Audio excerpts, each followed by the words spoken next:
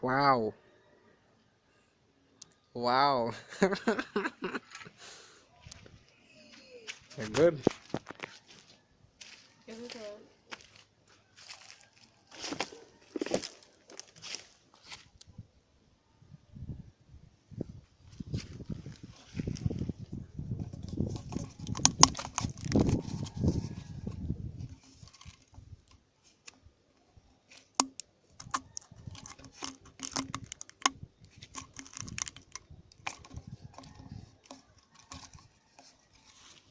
Habis sih pakai daging, boy. Tapi lagi ada banyak lock kan? Tapi lagi ada banyak lock. Say the answer, though, Iya.